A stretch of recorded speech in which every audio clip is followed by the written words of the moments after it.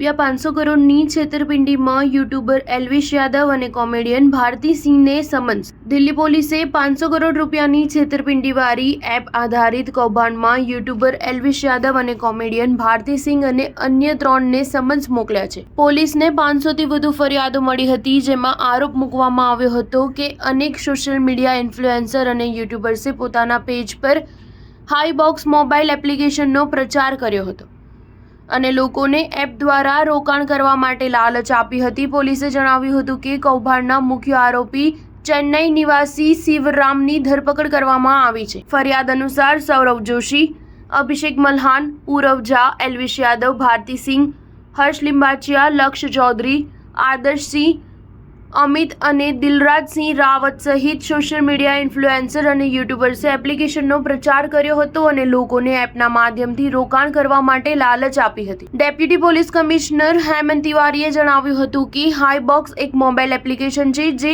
એક સુનિયોજિત કૌભાંડનો ભાગ હતો. ડીસીપીએ જણાવ્યું હતું કે આ એપ્લિકેશન દ્વારા આરોપીને દરરોજ 1 થી 5% ગેરંટેડ રિટર્ન વચન આપ્યું હતું, જે એક મહિનામાં 30 થી 90% બરાબર છે. આ એપ ફેબ્રુઆરી 2024માં લોન્ચ કરવામાં આવી હતી. આ એપમાં 30,000થી વધારે લોકોએ રોકાણ કર્યું હતું. શરૂઆતના 5 મહિનાઓમાં રોકાણકારોને સારું રિટર્ન મળ્યું હતું. જોકે જુલાઈથી એપે ટેકનિકલ ખામીઓ, કાયદાકીય પાસાઓ, જીએસટી જેવા કારણો આપીને પેમેન્ટ રોકી દીધું હતું. ડીસીપી તિવારીએ જણાવ્યું હતું કે આ કંપની ઉત્તર પ્રદેશના નોઈડામાં પોતાની ઓફિસ બંધ કરી અદૃશ્ય થઈ ગઈ હતી. પોલીસે જણાવ્યું હતું કે માસ્ટરમાઇન્ડ શિવરામની ધરપકડ કરી લેવામાં આવી છે અને તેના 4 અલગ-અલગ બેંક ખાતાઓમાંથી 18 કરોડ રૂપિયા જપ્ત કરવામાં આવ્યા છે. સ્ટાર ન્યૂઝ 7 હંમેશા સચ્ચાઈની સાથે.